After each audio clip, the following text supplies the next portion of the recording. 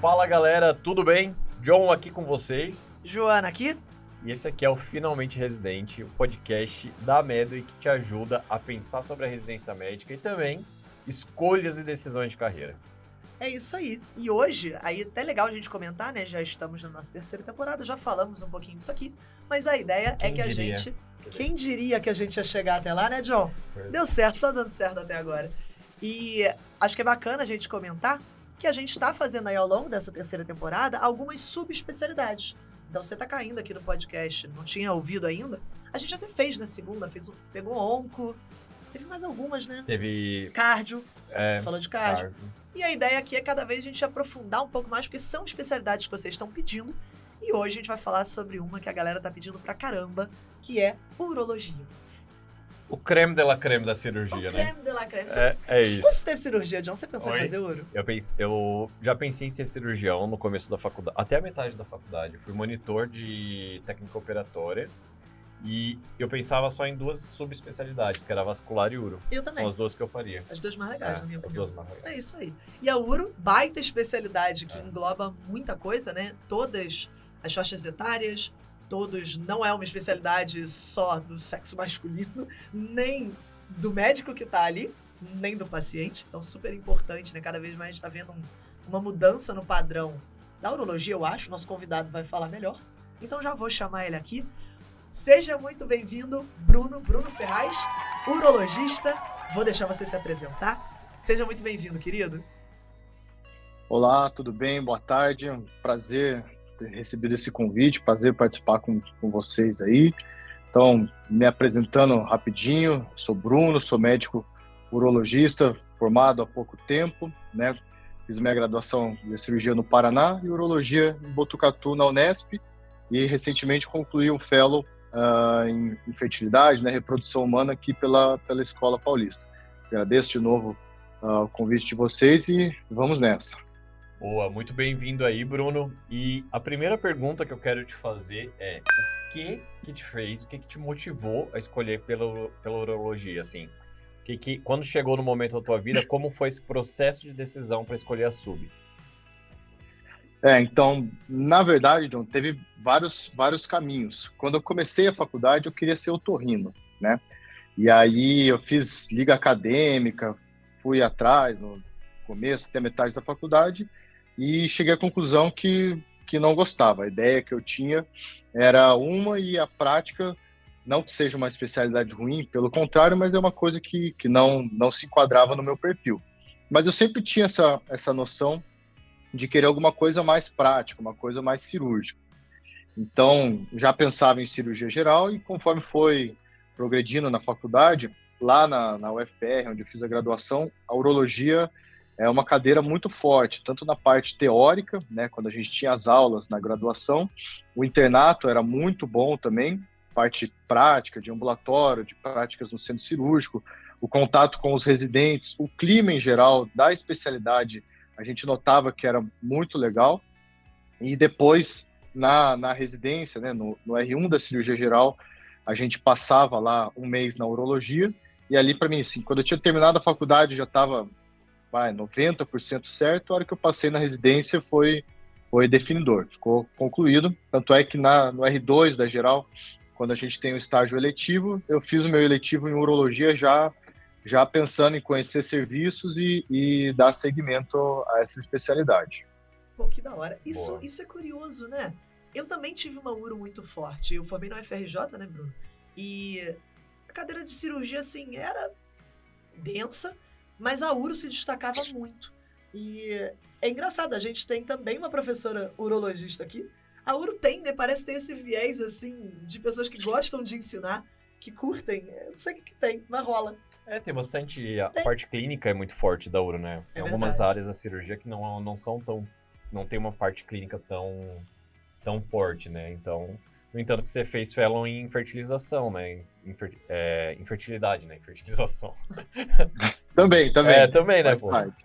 Mas tem todo um approach clínico. Mas uma coisa que é bem legal é o quanto que a gente leva muito para a decisão de carreira as experiências que a gente teve na faculdade. É tipo uma fase muito formadora, assim. O que tem de referência positiva dá um ganho positivo na tua escolha e de referência negativa já te faz descartar ali muito claramente. Inclusive, olhando para sub.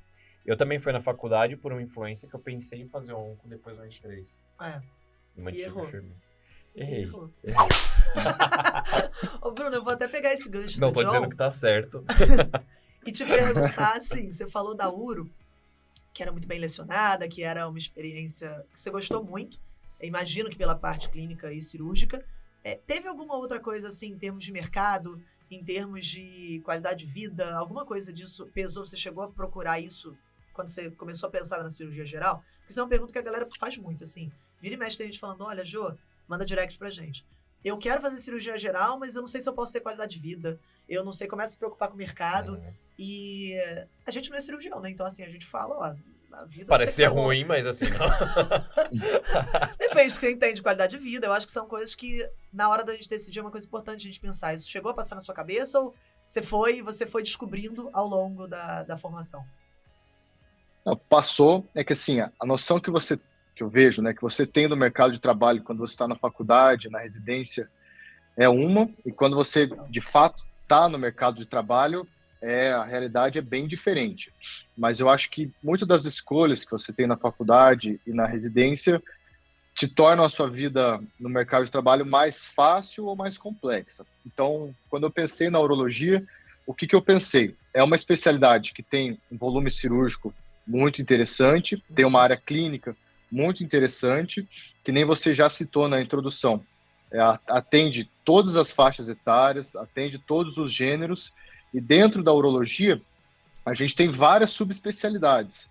Então, o urologista geral, ele é capaz de fazer muita coisa, mas especialmente para pessoas que moram em cidades, centros um pouco maiores, sempre vale a pena você focar, ter um carro-chefe com que você quer trabalhar mais, não que você deixe de fazer as outras coisas. E outra coisa que eu acho que é bem importante, que diferencia um pouco a uro das outras especialidades, é que na urologia as outras especialidades não têm tanta segurança para, entre várias aspas aqui, invadir. Então, fazendo um paralelo. Uma cirurgia de hérnia, por exemplo. Um cirurgião geral pode fazer? Pode. Um cirurgião do aparelho digestivo? Também. Um coloproctologista? Pode. Então, é um procedimento que ela é disputada entre várias áreas da cirurgia. Agora, na urologia, uma cirurgia de cálculo ureteral, até outras especialidades podem fazer, mas elas já estão pisando muito fora do que elas aprenderam. Então, na urologia tem muitas coisas que são bem específicas. Então, a gente lida desde procedimentos ambulatoriais de baixa complexidade até o ápice da complexidade, que é a parte robótica, a parte endoscópica, a parte de reprodução, que envolve muito laboratório, tecnologia. Então, ela lida em todos os espectros da tecnologia e de recurso também. Massa. Isso é duas coisas que você falou ali que eu acho que vale a pena ressaltar para quem está escolhendo especialidade, né? Primeiro, pensando que é o mercado, é uma disputa de mercado, você olhar para as intersecções é uma coisa importante. O fato de não invadir, por exemplo, na clínica tem áreas que não são invadidas porque simplesmente é muito distante do que a gente atua. Por exemplo, onco. Ninguém vai chegar ali e vou meter o louco, vou prescrever aqui, não, vou pegar um protocolo aqui, vou olhar no UpToDate e vai rolar. Não é bem assim, né? Porque você não vai bancar, tu não vai tancar essa, né? Não vai tancar. Na PED rola também, rola com cardioped, rola com neuroped. Mas na PED já fica mais embaçado isso. Uma pneumoped, a galera meio que invade. Uma lergoped, galera... Uma cardioclínica... uma cardioclínica. Vamos, entendeu? Você aguenta, John? Você tanca? Oi? Eu tanco um pouquinho. E uma outra coisa que também é interessante é que quando você define uma área de atuação, quando você vai ali, por exemplo, fazer um fellow ou vai para uma sub, negócio que as pessoas às vezes pensam antes de viver é do tipo, não, eu só vou fazer isso agora a partir de agora. Não, sabe? É uma área a mais de atuação, onde você vira uma referência, mas o teu consultório, ele acaba com essa heterogeneidade ainda de casos e de pacientes.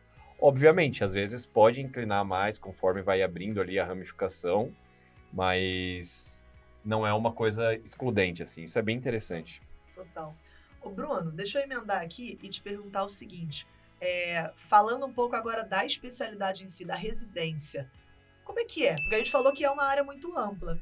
Os estágios na UFPR, na Unesp, perdão, na Botucatu, como é que eram? Eram estágios de um mês? Você rodava, tinha estágio de uroped, de uro feminina, reprodução? Não sei. Tô aqui pensando. Tinha estágio de cálculo, de litíase? Não sei. Como é que funciona aí essa especialização? Então, vamos lá. Cada residência ela é montada de uma maneira de muito tempo, muito trabalho. Então, cada serviço tem suas particularidades. Uhum.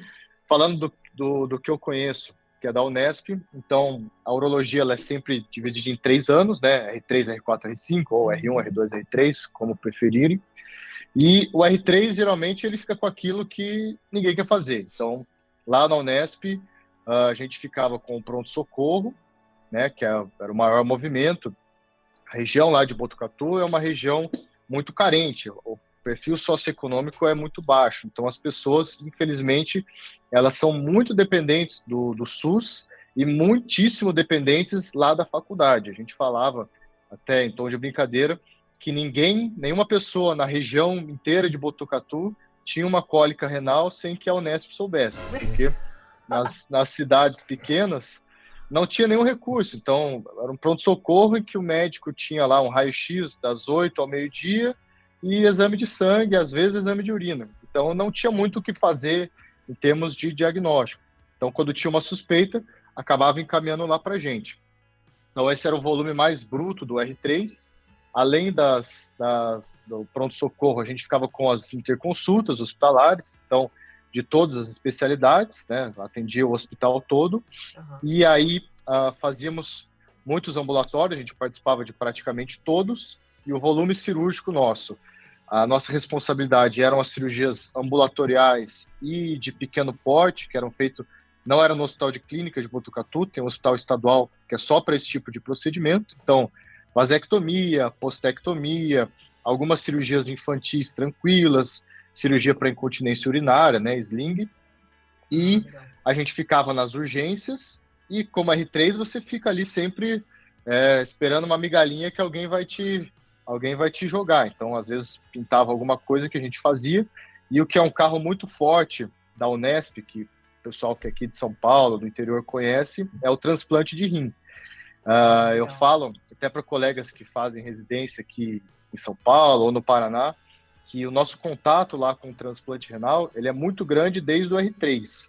A gente começa fazendo o transplante, tanto as anastomoses vasculares quanto do ureter, já no R3, e assim, no final do R3, faz o residente e o professor, o preceptor, fazem um transplante inteiro, que é uma coisa que é exceção nas outras residências.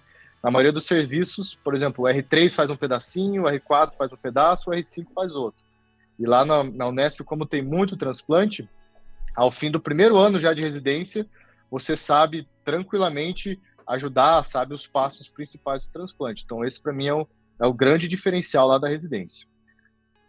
Massa. Quando ele falou o R3 faz o pedacinho, eu já pensei, qual que é o pedacinho do R3 nos outros lugares, né? Preencher papel e carregar a caixa. Esse faz. Carregar a caixa no transplante e quebrar o gelo e também. Quebrar o gelo. Pra acomodar o vinho. Muito maneiro, pô, que irado. E aí, no R4 e no R5, o que muda? O que mais que começa a vir?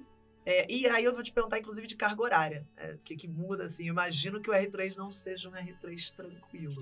Pelo que você falou... tá falando, não pareceu de boa. Só da descrição não é. Não. Então, e o tom de voz também, R3, uma memória meio... Rolou um olhar distante, assim, será? É interessante. Um conceito interessante do R3 é que, por exemplo, nas interconsultas, né, o pessoal da clínica, das outras cirúrgicas, eles pedem a sua avaliação, só que o pessoal não sabe que você, na verdade, é um R2 que passou numa prova. Então, de uro mesmo, da vivência, no começo você não sabe absolutamente nada. Você vai lá, vê o caso e pergunta para alguém que está na sua frente. Então, R4, R5 ou o professor. Então, no começo... É um duplo cego, né? Depois, com o tempo, você vai vendo os casos, vai pegando mais experiência, a coisa vai ficando mais tranquila. Então, a carga horária, a gente sempre começava passando visita cedinho, passava às 6h30 ou às 6h15 da manhã, E o dia do R3 é um jargão bem genérico, mas só acaba quando termina. Então, às vezes, enquanto o pronto-socorro tivesse coisa, tivesse interconsulta, a gente ia ficando lá. Então, das 6h30 até as 6 da tarde, 7 da noite, 8, 9. E aí a gente tinha, durante a semana, os plantões presenciais. Então, você terminava suas atividades e tinha o quartinho lá do residente e você dormia no hospital, ficava responsável por tudo. Então, a carga horária do R3, ela é bem exaustiva. Então, geralmente, o R2 da geral, em comparação com o R1, geralmente tem uma carga horária um pouco mais leve, você não tem tanta burocracia para resolver. E aí você está aqui na geral e você cai um degrau quando você entra no R3. Tudo que você deixou de fazer, você volta a fazer a parte mais chata. Lá em Botucatu, especificamente, o R4 ele tinha uma carga horária tão densa ou até, a depender do dia, mais densa do que do R3. Caraca. Porque a enfermaria era responsabilidade do R4. Em alguns serviços, ela é responsabilidade também do R3. Lá a gente dividia, porque na visão do serviço, o R4 ele tem mais condição, ele tem mais vivência dos casos da urologia, ele está mais preparado para tocar a enfermaria. Então, lógico, tinha o apoio dos R3 e do pessoal da geral. Todo mês passava um R2 e um R1 para ajudar na enfermaria. No R4, então tinha essa carga mais pesada, mas a gente entendia que trabalhava em prol de si mesmo. O que quer dizer? Você era responsável pela enfermaria, mas também você era responsável pelo mapa cirúrgico. Então, o R5 tem as cirurgias dele e o resto é praticamente tudo do R4. Então, você que era responsável por pegar os casos, discutir com os professores, montar a agenda cirúrgica. Então, você trabalhava muito, mas você operava muito e aprendia muito. Então, o que eu imaginei, que em termos de conhecimento teórico e prático geral, o R3 ele era um salto gigante em relação ao R2 da geral, só que aí em termos de conhecimento prático cirúrgico, aí o R4 ele, na Unesp ele é incomparável. A gente operava de manhã, à tarde, de noite, colocava um monte de coisa, aquela luta sempre no centro cirúrgico para conseguir vencer as nossas metas. Então, eu acho, assim, particularmente, que o R4 foi o ano que eu mais trabalhei, só que foi um trabalho mais positivo. Construtivo, exatamente. O trabalho que eu me sentia realmente, estou aprendendo, Legal. Estou evoluindo. Porque o R1 você trabalha que nem um condenado, mas preenchendo bolinha, fazendo papel, fazendo aquelas coisinhas lá de Secretariado executivo, basicamente. Secretariado Que é a executivo. nossa segunda formação na residência, né? Exato. Papelologista. Papelologista. E depois passava por R5, e aí, como todo último ano de residência, o R5 é o professor no céu e o R5 na terra. Então, o R5, se ele quisesse fazer tudo que ele queria, hoje, essa semana, eu vou operar tudo, né? Aí você podia, né? Então, a hierarquia, você sabe que na residência é muito forte, e na cirurgia, a cada dia, ela é mais relembrada. Só que lá na Unesp, o R4 e o R5 tinham bem definidas suas funções. Então, as cirurgias oncológicas e as laparoscópicas eram do R5, e uma por semana, a nefrolitotripsia percutânea, que a gente entra direto pelo rim para tratar o cálculo coraliforme, que é o caso da nossa colega, também uma era do R4, outra era do R5. E aí, então, o R5 ele ficava mais no ambulatório, tinha suas cirurgias, e a carga horária era mais tranquila, porque no fim do R5 tem a prova de título e é o ano que o pessoal vai sair para trabalhar. Então você já ia estabelecendo suas conexões, ia estudando, quem queria prestar fellow já vai ver nos lugares, já vai estudando especificamente. Legal. Eu tenho uma curiosidade agora, nada. Qual que é a cirurgia mais maneira da Uro, na tua opinião? Essa é muito variável, é tema de polêmica, controvérsia, agressão verbal, às vezes física. Porque tem muitas subespecialidades. Então, por exemplo, vou dar um exemplo aqui, que é um exemplo prático da minha residência. O meu R igual, né, na Unesp são 2 por ano. Então, o meu R igual, ele gostava e gosta muito de onco. Ele seguiu, foi fazer um fellow lá no Hospital de Barretos. E a cirurgia favorita dele era a prostatectomia radical, né, para tratamento de câncer de próstata. Adorava. Essa é uma cirurgia que eu não gostava muito, mas a minha cirurgia favorita da residência era nefrolito percutâneo, para tratamento de cálculo renal. E é uma cirurgia que ele não gostava muito. Então, era uma coisa assim que, às vezes eu estava num dia ruim, eu tinha muita coisa para fazer, eu estava cansado, e aí eu ia ter uma prostaté. Eu falava, pô, cara, você não quer você fazer, eu te ajudo, que daí hoje eu não estou bem, acho que vai ser melhor se você fizer. E às vezes o contrário, às vezes a outra cirurgia ele não estava bem, não estava num dia bom, estava cansado, e a gente invertia. Então, era uma cirurgia que eu gostava muito, ainda gosto muito, mas hoje, até pela minha especialização, minhas favoritas são as cirurgias microscópicas. E tem muitos urologistas que, se ouvirem isso, eu falar alto, vão ficar absurdados, vão me xingar, porque é uma coisa que tem muita gente que acha muito chato, mas eu acho muito legal. Mas é uma questão de gosto. Não, agora explica um pouquinho melhor. Porque eu não sei exatamente qual é a cirurgia microscópica, o que é, porque pra mim... Tu não sabe? Tu não sabe? Não, você também não sabe, você também não essa cara aí como você soubesse. É leco. É leco, não. Você só meteu a única sigla de um que você sabe qual é. Duas coisas que eu sei da urologia é leco e aquele gráfico lá de distopia. Distopia? Aquele gráfico que eu odiava. PopQ. Isso aí. Nossa, você eu odiava. sabe. Esse é um terror mesmo. Não. Pera aí, vamos reforçar aqui o que ele falou. Você sabe PopQ até hoje? Não. Ah, tá. Então por que você não... Eu lembro que eu errava tudo na questão de PopQ. Quem apanha nunca esquece. Quem apanha nunca esquece. Assim sempre fica mais profunda. Eu sei que eu apanhei naquele gráfico lá. Nem sei se é gráfico. É uma tabela, mano. É uma tabela. É uma matriz. Você fala, pô, já terminei o cursinho, né? Nunca mais vou ver isso aí. É verdade. Aí você vê um monte de letra, um monte de número. Estudei muito pra não precisar mais ver isso, cara. Eu só queria reforçar também que o John é nosso professor de preventiva. O John devia saber a diferença entre um gráfico e uma matriz. É que eu tenho um bloqueio bem claro, que eu nem lembro mais a estrutura. Mas era uma matriz. Maior é você não eram 9 quadrantes, né? Exatamente. Boa.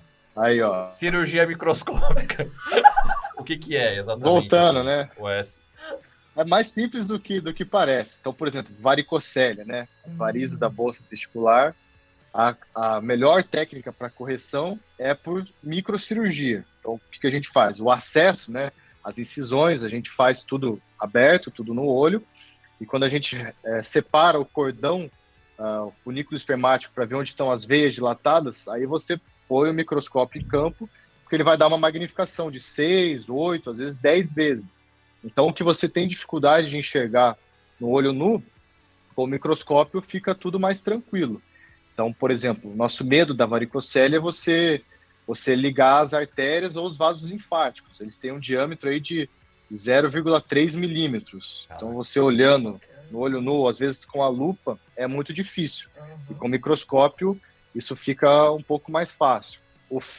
A reversão de vasectomia, que também é um carro-chefe da microcirurgia, também tem que ser feita com microscópio, porque o fio que a gente usa para reconectar os ductos deferentes é um fio 9-0 ou 10-0. Então, ele é mais fino que um fio de cabelo. Nossa. Então, para você enxergar isso a olho nu, eu não é muito difícil. Eu não enxergar nem um 2-0, imagina um 9-0. Ou seja, a gente já conversou aqui no podcast de cirurgias microscópicas, de cirurgias menores, como uma prostaté, não é tão grande, cirurgias pediátricas, cirurgias gigantes, como imagino que uma... Eu falei postec, que eu quis dizer na postec da sendo uma cirurgia pequena. A prostatectomia radical deve ser uma cirurgia enorme, imagino que seja de muita duração, né? Falamos de robótica, para dar um pouco o contexto do que a gente está falando nisso, né? De ser uma área que, cara, você pode ir meio que para onde você quiser e se especializar onde você tiver vontade. Queria até puxar esse papo, Bruno, da robótica. Como é que tá esse mercado, assim, hoje em dia? Tô puxando muito assunto porque recentemente minha mãe teve que passar por uma cirurgia robótica, né? E não foi tão fácil encontrar um profissional habilitado no Rio de Janeiro. A gente encontrou um excelente profissional lá, mas queria assim, saber uma coisa que está muito em voga, pelo menos eu ouço muito o pessoal falar. As residências já começaram a abraçar ou não? É uma área que ainda vai crescer muito? Como que tá isso? Rapidamente. A robótica, a uro é um dos carros-chefe da robótica, muito por causa da prostatectomia, que a cirurgia da retirada da próstata aberta é uma cirurgia difícil, por vídeo é uma cirurgia muito difícil, pelo local que você tem que fazer a sutura na bexiga com a uretra, né? E a robótica veio para auxiliar. Porque, lembrando, na cirurgia vídeo, né, a pinça é uma pinça reta e você tem a movimentação circular, ela gira 360 graus, e tem a movimentação no eixo XYZ. A pinça robótica, ela tem os mesmos aspectos da pinça vídeo, só que ela consegue simular o movimento da sua mão. Ela consegue girar, torcer no mesmo eixo. Então, uma sutura que eu teria que fazer, deixa eu voltar minha mão, fazer esse movimento, com a vídeo você consegue fazer só assim, praticamente. E a robótica, pela disposição das pinças, ela simula exatamente o movimento que você faria com a mão. Então, para a urologia foi um dos grandes expoentes da cirurgia robótica. As outras especialidades também têm suas aplicações, só que aqui em São Paulo, a robótica ela é cada vez mais frequente. Então, antes, assim, coisa de 10, 15 anos atrás, que foi quando começou a histórico da robótica aqui no Brasil, o robô, as pinças, era tudo muito caro. Era um valor, assim, exorbitante. Poucas pessoas tinham condição de pagar e o resultado cirúrgico, funcional e, às vezes, oncológico era muito parecido entre uma cirurgia aberta ou laparoscópica pura. Então, o começo foi devagar, mas hoje em dia a gente tem uma popularização bem interessante da robótica aqui em São Paulo. A gente tem vários hospitais que já conseguem fazer os cursos de credenciamento. Então, cada vez mais tem mais cirurgiões robóticos se formando. Nas residências, a gente, como é uma coisa muito cara, e a maioria das residências, elas dependem muito do SUS, e assim, infelizmente, o robô para o SUS ainda não é uma realidade. Quem sabe, daqui 5, 10, 15 anos, seja como foi a mesma transição da laparoscopia e a cirurgia aberta lá no fim dos anos 80, começo dos 90, mas hoje as residências das faculdades que usam o SUS ainda não tem, assim, a gente não sai habilitado a fazer cirurgia robótica, você tem que procurar uma especialização. Faz sentido, né? Tem um monte de hospital passando por problema financeiro, não tem de pirona no PS. Vai ter tem um um Da robô Vinci ali, lá, tá um Da Vinci à disposição. Não faz sentido, né? Me diz uma coisa, Bruno, a respeito, assim, do perfil de residente mesmo, assim. Uma das coisas que a gente sabe que pode dar muita força é as pessoas que estão ali no teu dia a dia, né? As pessoas que estão vivendo naquela comunidade. E se eu fosse mulher, eu acho que uma das coisas que eu gostaria de perguntar é como que é a frequência, assim, né? Como que foi na tua época a quantidade de mulheres, assim, entre R3, R4, R5. E se por um acaso se ela sofreu alguma coisa, se teve algum problema, assim, em relação a se inserir nesse meio, assim, de uma forma geral. Que tu saiba, né? É uma coisa já é bem típica da especialidade. Todo mundo sabe que não é que a especialidade seja fechada frente às mulheres, mas existe um bloqueio que as mulheres geralmente não seguem nessa área, e até muito, acho que existe obviamente preconceito da área médica, e existe um pouco de preconceito dos pacientes, porque a maior parte dos pacientes que a gente via no ambulatório, o homem, de maneira geral, ele já não lida com a própria saúde como são as mulheres, né? A gente tem uma estatística, assim, de que mais ou menos entre os homens, 60% deles, eles vão de maneira regular, ou pelo menos fazer um check-up nos médicos, ao passo que das mulheres essa estatística é de 80% até 85%.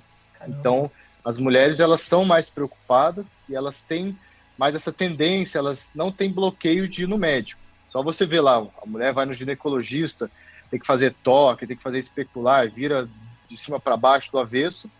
E os homens, a maioria deles que iam no ambulatório, ou era a mãe que levava, ou a esposa que levava, era sempre alguém que arrastava ele para ir lá, e às vezes quando ele já estava com sintoma. As consultas preventivas eram a exceção.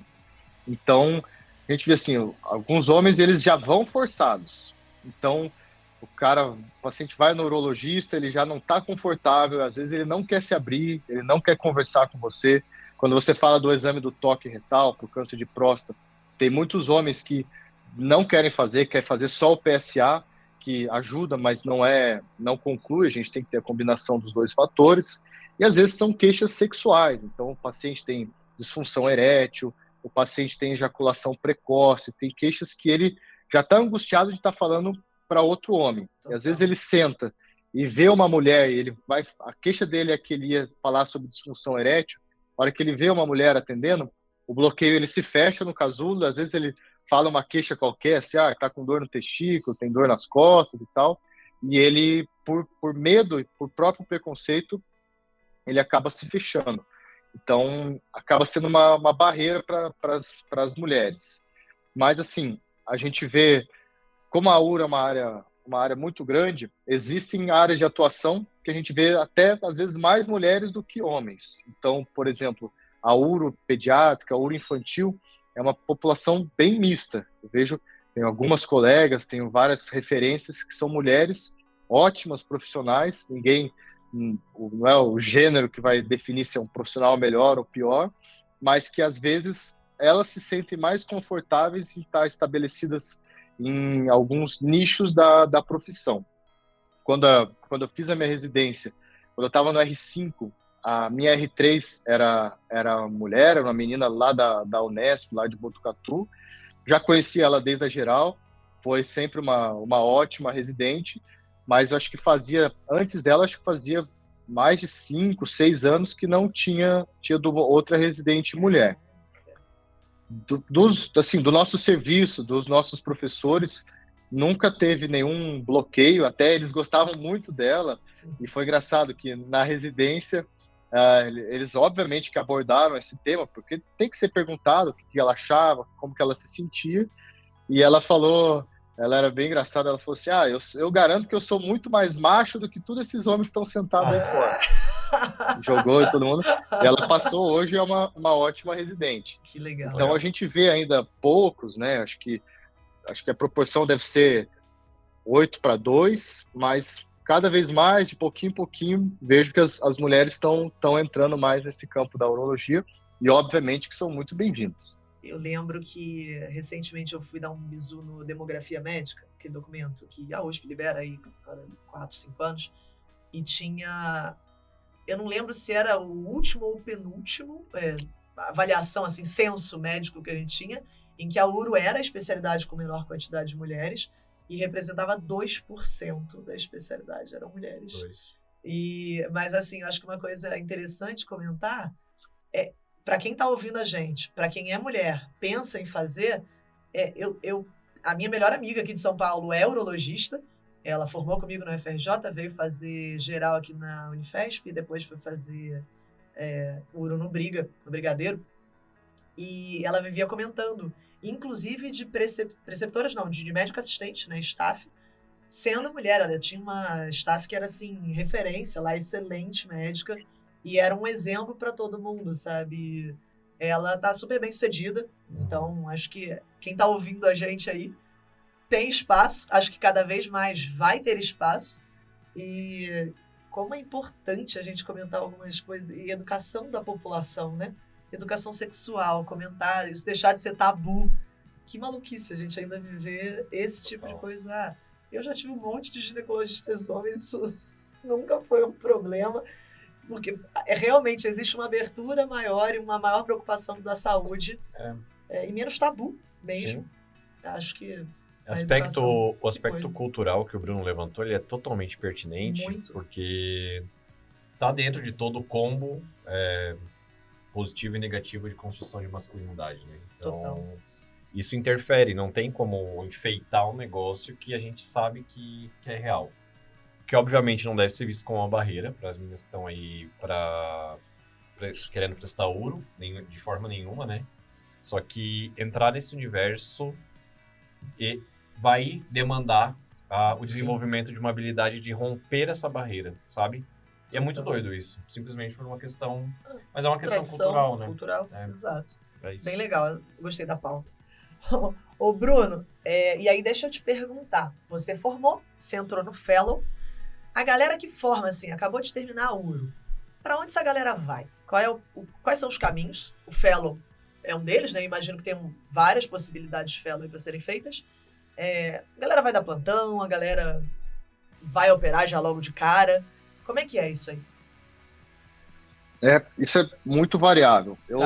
sempre penso assim que um urologista ele cabe em qualquer lugar, porque qualquer cidade que você for, qualquer espaço, vai ter um movimento, vai ter pessoas com doenças mais leves, mais graves, então é uma especialidade que ela se encaixa em praticamente qualquer cenário. Por exemplo, a gente estava discutindo antes aí, o oncologista.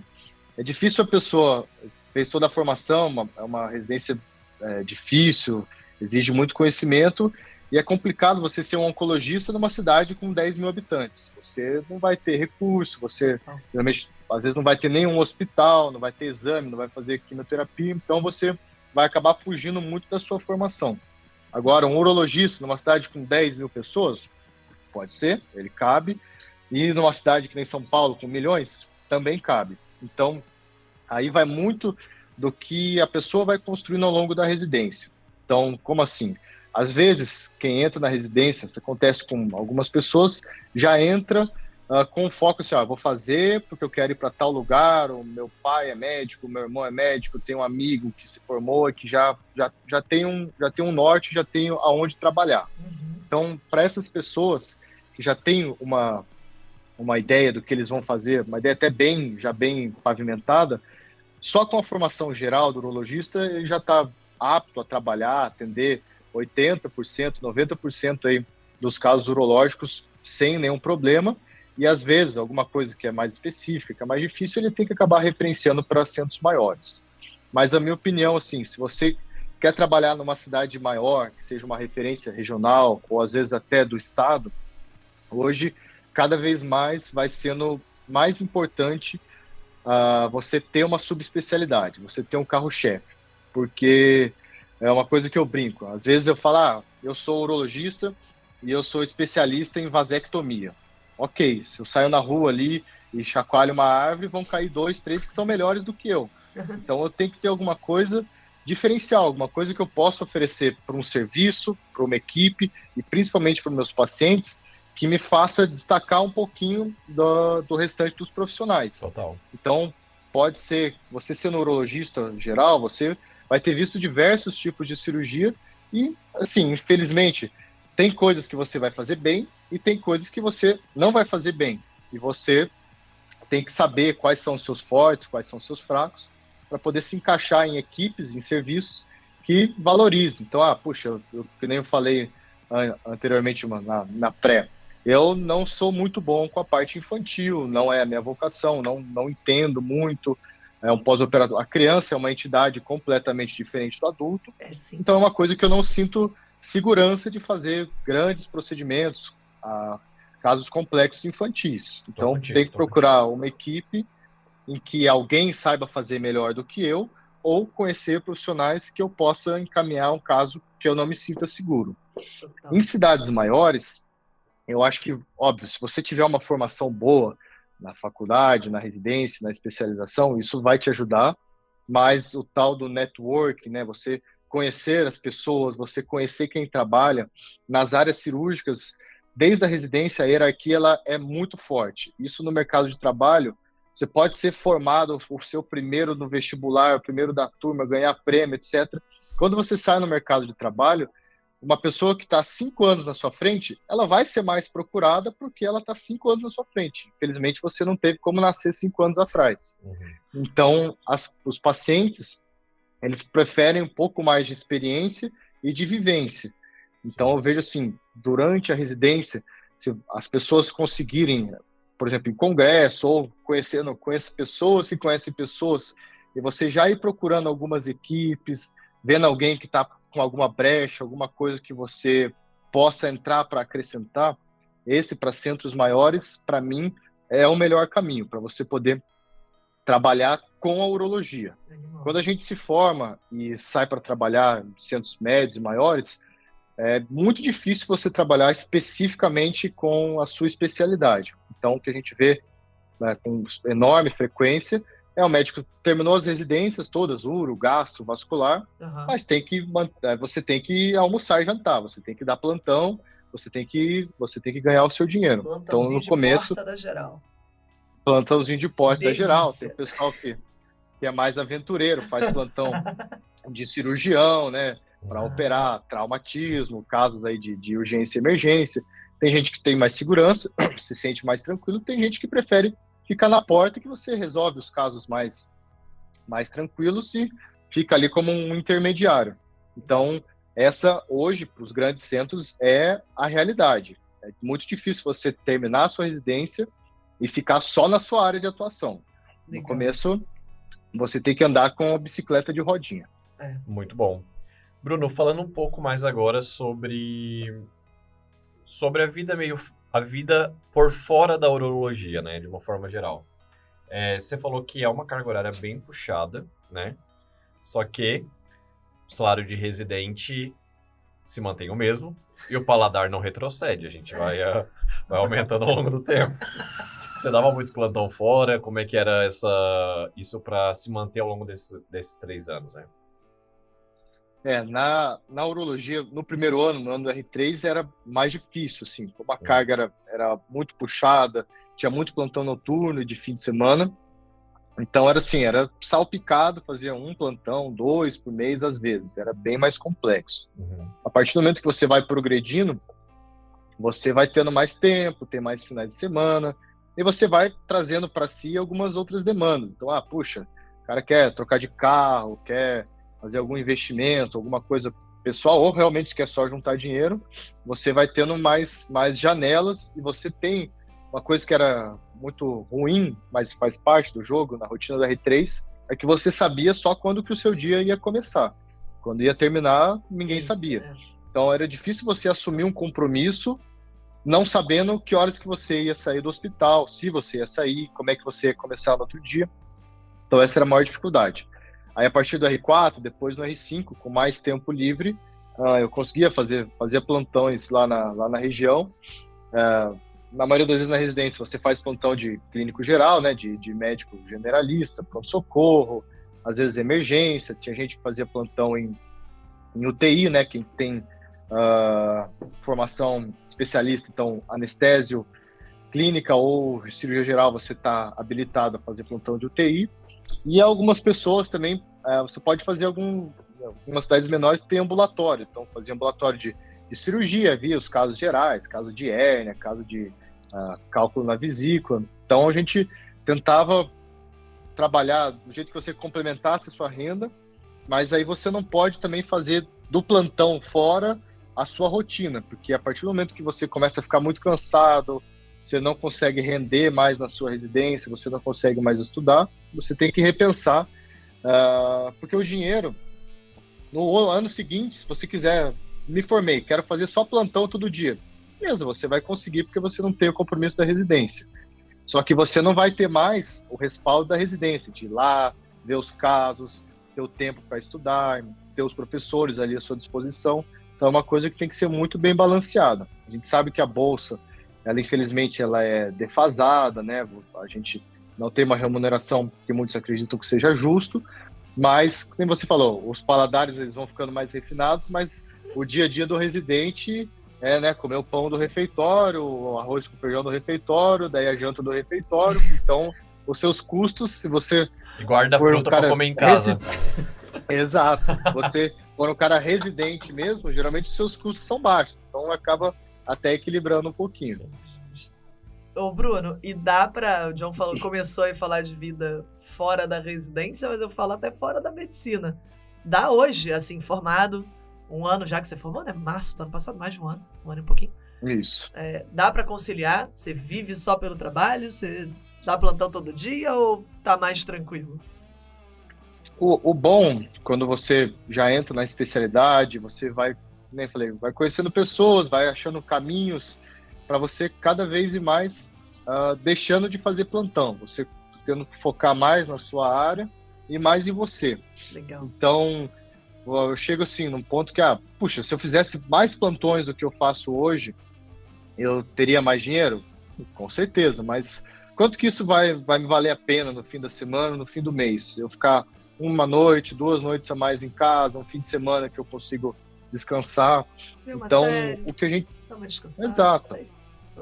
Porque o que a gente vê, assim, realmente existem pessoas que são viciadas em trabalho, o trabalho é a vida, e que realmente são muito gratas ao trabalho, tiram muita alegria, mas acho que a maioria de nós entende o lado da medicina, é uma arte de cuidar do outro, mas também é um trabalho, é a nossa profissão.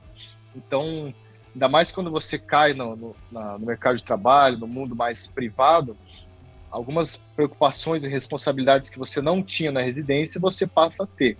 Então, uma coisa que eu tenho visto, assim, por exemplo, pós-operatórios, coisas que a gente operava, até coisas simples que você operava na residência, você via fotografias. Então, eu operei esse paciente hoje, aí ele vai voltar no retorno daqui 10 dias, daqui 30 dias. Então, tudo que aconteceu do dia 0 até o dia 10, às vezes você nem ficou sabendo. O paciente voltou lá para a cidade dele, ele pode ter tido uma intercorrência, que foi no pronto-socorro, etc. E você só vai saber o que aconteceu no retorno. Quando você está no mundo privado, então você faz um procedimento, segue os casos, você tem o contato, o paciente tem o seu contato, você operou, o paciente vai te mandar notícias, às vezes boas, às vezes ruins, isso vai tirar uma angústia. Então, ao invés de você ter uma foto, você tem um vídeo que você fica olhando com uma lupa. Então, isso traz uma carga de responsabilidade e preocupação que eu acho que é uma coisa que a residência acaba não preparando. Você se preocupa com outras coisas na residência e agora você tem uma demanda nova. Então, se você vive em função do trabalho e você não tira uma break, um dia para pensar em você mesmo, é impossível, assim. Eu acho que todo mundo, a gente vê muito esse conceito de burnout, de cuidado com a saúde mental, que você durante a residência pode achar que é frescura, é bobeira, eu consigo, mas se você fica, eu acho que é que nem dirigir um carro de Fórmula 1, se você fica forçando o motor, uma hora ele não vai aguentar, ele vai espanar, e aí você pode trazer consequências graves para a sua saúde e para a sua responsabilidade profissional. Então, eu acho importante você, sim, ter uma vida fora da medicina. Tem muita gente que eu já vejo em entrevistas, o que você faz fora do trabalho? Eu estudo, eu leio. Ok, faz sentido, a gente tem que estar sempre se atualizando, mas eu acho que todo mundo tem que ter, nem que seja um período da semana, lá, uma manhã, uma tarde, um dia do fim de semana, em que você pega o seu cérebro, põe aqui de ladinho e fala, hoje eu vou sentar aqui e assistir uma série de cabo a rabo, vou ver Masterchef. Hoje eu vou no cinema lá, comer pipoca, vou fazer exercício, jogar um videogame, não vou pensar em nada. Jogar um videogame, exatamente. Senão, ninguém, o ser humano, a gente está preparado para aguentar o estresse agudo, mas o estresse crônico, ninguém consegue segurar por muito tempo.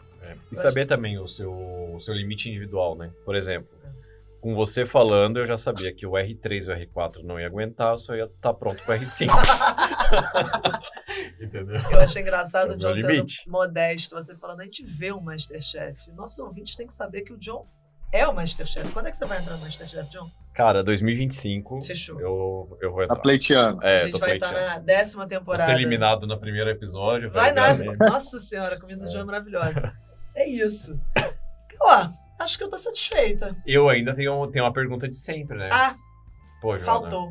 Faz aí, tu que é uma pessoa... Mais cara de pau? Como é que é tua essa? Você falou, Bruno, Isso é ridículo, John. Você falou do pós-residência. Você não falou pra gente o quanto que Uro ou informação, vamos lá, sou um R4, tô pensando em fazer Uro, ou então sou que nem a galera aí que tá ouvindo, não sei se tem gente ouvindo a gente, que tá no 5º, no 6º ano, ou acabou de formar, tá ainda querendo prestar a cirurgia geral, já pensando na Uro, talvez. Quanto que eu posso esperar tá ganhando aí logo que eu me formo? Eu sei que isso deve ser muito variável, até porque você falou, cara, depende de quanto plantão que eu vou dar e tudo. Vamos supor que eu esteja mais inclinada para fazer a Uro, pegando menos plantão, não tô dando muito plantão de cirurgia geral, colo aí com alguém, algum serviço, não sei. O que você me responde aí dessa? Um recém-formado, assim, um range, uma média. Acabou de terminar o R5. Tá. Que você já cantou, ela é muito variável, dependendo de onde você tá. Então, às vezes, o recém-formado que vai para o interior trabalhar, que às vezes não tem um médico especialista ou não consegue suprir a demanda, eu acredito que esses profissionais, eles acabam atingindo um patamar financeiro melhor, mais rápido. Legal. Porque A depender da cidade, do local, às vezes não tem plano de saúde, tem, por exemplo, na minha cidade, eu sou do interior do Paraná, lá só existe um plano de saúde. Vocês podem falar o nome, se patrocina ou não, mas é um verdinho, assim. Eu sei qual é, eu sou do Sul também, eu tô ligado. Então lá, o verdinho, ele é muito forte. E os pacientes, o que eu vejo, assim, meus colegas, minha família ainda mora no interior, é assim, ou o pessoal consulta pelo verdinho, ou é particular. Então, aí varia, e assim, só que você não pode cobrar no interior o mesmo valor de uma consulta particular em São Paulo. Aqui tem médicos, são ótimos médicos, um cara que já é muito conceituado no mercado, se ele fala assim, ó, a partir de hoje a minha consulta é R$ 1.200, a clientela dele vai continuar consultando tranquilo. Agora, se eu tô lá na minha cidade, Santo Antônio da Platina, eu chego lá, ó, gente, cheguei, a minha consulta é R$ 1.200, o pessoal vai, não, tranquilo, doutor, parabéns aí, que Deus te abençoe, que tenha boa sorte, vai ser ótimo. E lá no Paraná, não existe o conceito, que é um conceito difícil da gente explicar aqui, que é do reembolso dos planos de saúde. O verdinho, ele paga um valor fixo de consulta, procedimento, etc. Então, assim, vejo que no interior, cidades que não são referência, eu acredito que o médico urologista recém-formado, ele vai ter que trabalhar com muita parte de cirurgia geral ainda, vai ter que dar plantão, é muito difícil você ficar só no seu consultório, você vai ficar lá, mas vai ficar só você também, com a perninha para cima, olhando a tinta secar, mas assim, você saindo, trabalhando, sem ficar se matando, fazendo plantão todo dia, se quebrando em dois, você tendo uma carga horária até mais tranquila do que era na sua residência, no interior, um médico urologista recém-formado, ele conseguiria aí sair ganhando 15 a 20 mil reais por mês, sem se quebrar, mas ciente de que provavelmente 50% até 75% do que ele vai ganhar não vai ser de urologia, vai ser de plantão, vai ser de cirurgia, vai ser de consulta. E a partir assim, de 1 ano, 2 anos de trabalho, que ele vai começar a diminuir cirurgia geral, clínica, e vai passar a contrabalancear com urologia. Falando da minha experiência aqui em São Paulo, aqui realmente é muito variado, porque para você trabalhar em urologia aqui em São Paulo, me formei, sou bom urologista e quero trabalhar, vou abrir minha portinha.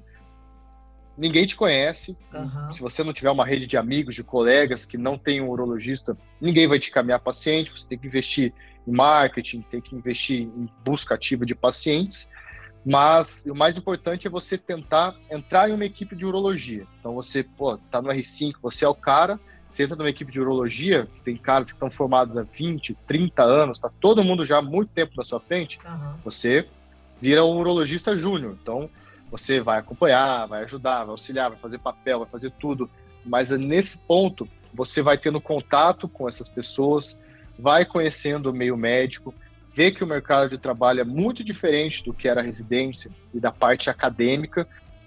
Às vezes você vê coisas dos professores que na realidade é um pouco diferente na prática, e a partir daí você vai conseguindo espaços. Então, falo por experiência própria. Eu tive muita sorte de conhecer uma equipe ótima de urologia, que eu estou trabalhando já, está dando praticamente 2 anos, e foi assim, começava, auxiliava, ajudava, depende muito, assim, tem procedimentos que você vai receber por ser auxiliar, tem procedimentos que não, então você vai lá, ajuda igual. Eu fazia assim, era como se fosse um programa de voluntariado, ia lá, ajudava meus 2 colegas, se eu recebesse, puxa, legal, excelente, se não, eu estava lá operando, estava lá em campo, estava conhecendo hospitais, estava aprendendo, aprende muito da vida particular, de procedimento, código, exame, como é que funciona o hospital, como é que funciona a liberação. E aos poucos, quando você vai adquirindo confiança dessas equipes, os chefes, os seus colegas mais experientes, eles vão vendo que você é uma pessoa dedicada, você é um bom profissional, você ajuda, você é confiável, você está lá quando precisa. Aos poucos, puxa, às vezes ele tinha um trabalho lá, um ambulatório, não sei aonde, que ele já estava de saco cheio, já não conseguia mais conciliar. As pessoas, elas às vezes vão te buscar, falam, puxa, ó, tô com esse emprego aqui, o que você acha? Você quer fazer? É legal para você? E a minha mentalidade é assim, quando meus chefes chegavam assim, poxa, Bruno, eu tô com esse emprego aqui, quando ele ia fazer a pergunta, eu falava, eu quero. Depois eu via lá o que era, se era bom, se era ruim, mas falava, meu, passa tudo, a gente começa tudo, depois você vai filtrando. Legal. Em São Paulo, especificamente, você tem muita opção de plantão. Então você pode dar plantão praticamente do que você quiser. Eu quero ser médico, plantonista do condomínio no Alphaville. Tem. Quero trabalhar na ambulância, remoção. Tem. Quero trabalhar não sei o que atende eventos. Beleza. Quero fazer plantão de clínico, de emergencista, UTI, cirurgião, cirurgioide, né, que é o de porta. Então, tem muito plantão. E assim, se você realmente trabalhar bastante com plantão, eu acho que de saída, trabalhando bem, o médico especialista, urologista, qualquer que seja a especialidade, consegue sair ganhando aí 25, às vezes até 30 mil reais por mês, mas saiba que no começo, numa cidade grande mesmo, aquela proporção de 50-50 vai ser 90 outras coisas e 10% urologia. E aos pouquinhos isso aí vai se contrabalanceando. E o que a gente espera sempre da especialidade é, você se especializou para fazer uma coisa que poucas pessoas fazem, né? Mesmo que em São Paulo poucas pessoas ainda são muitas pessoas, mas que cada vez mais você faça coisas menores, mas que te rendam mais dinheiro. Então, eu faço um plantão de 12 horas, eu ganho lá R$ 1.500, mas às vezes eu faço uma cirurgia de 1 hora e ganhei R$ 1.500. Então, em 1 hora, eu resolvi financeiramente o que eu ia ganhar em 12 horas de trabalho. E aos poucos a especialidade vai se mostrando um ótimo caminho, porque cada vez mais, conforme você progride, vai tendo sua clientela, isso vai aumentando e você valoriza muito mais o seu tempo, tanto em aspectos de saúde e também aspectos financeiros que a gente não pode deixar de tocar nesse assunto. Para quem está ouvindo, o tempo do médico é o principal ativo, né? Então, essa inversão ali, esse isolamento e um melhor aproveitamento dessa principal variável, que a gente não ganha se a gente não trabalha, né? O trabalho depende... o nosso dinheiro vem totalmente dependente do nosso trabalho, né? Então, o tempo tem que ser reduzido para ganhar margem mesmo, né? Bruno, obrigado, cara. Agora é isso? Eu tô bem satisfeito. Demais. Eu acho que as análises, o que tu trouxe assim, de visão, ponderação, assim, foi muito bom, cara. Não só para Uro, né? Teve várias coisas que você trouxe para quem tá ouvindo e pensa em cirurgia e pensa em qual especialidade talvez seguir lá para frente. Tem muita coisa que você trouxe que eu acho que você aproveita e que a gente ainda não tinha comentado aqui no podcast. Bem bacana. Total. Visão analítica muito maneira. Gostei demais. Foi bom demais. Bruno, legal. Muito obrigada por ter vindo, viu? Espero que você tenha gostado. Adorei. A gente que mora em São Paulo, tô sempre ouvindo podcast de tudo que é tipo de esporte, de nerdice, de filme, de notícia. Então, eu sempre quis participar de fiquei super feliz com a oportunidade. E se tiverem qualquer coisa a mais para frente que vocês quiserem, eu tô 100% à disposição. Eu, na verdade, bem quero feliz aproveitar... pelo convite. Que bom. Eu quero aproveitar essa sua última frase e falar, se você quiser, né? Se você tiver um Instagram, tiver um site, alguma coisa para deixar pra galera, tanto a galera que tá procurando, quanto a galera que precisar recomendar alguém, se quiser, agora é a hora. Senão, tá tranquilo.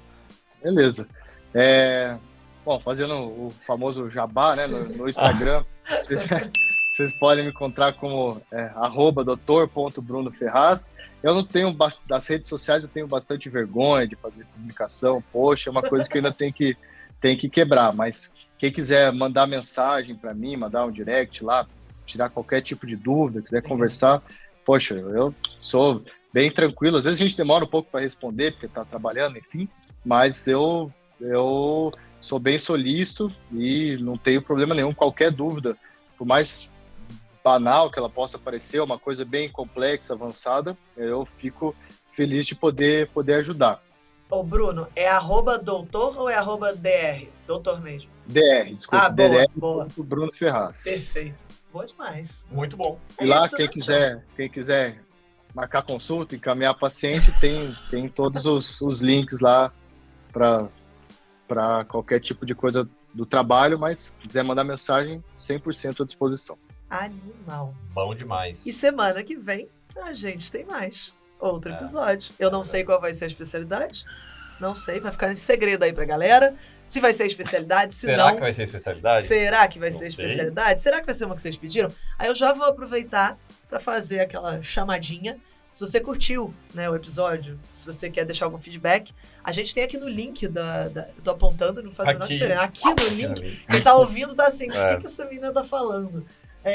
No link desse episódio, na descrição, a gente tem um formulário para vocês preencherem para dar sugestão, para dar feedback, para pedir uma especialidade. Então, se você quer, aí, poxa, eu quero fazer a cirurgia de dedão do pé. Cara, comenta ali pra gente. Vai que mais gente quer fazer a cirurgia de dedão do pé.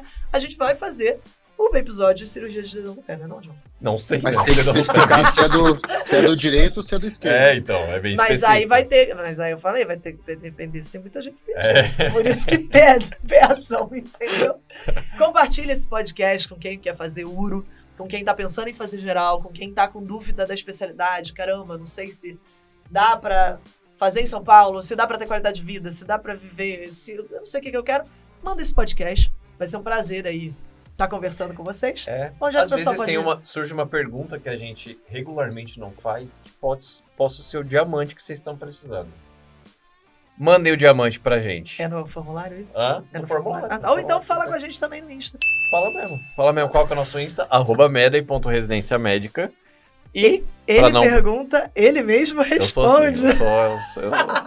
Eu dependo só de mim. É autossuficiente. Exatamente.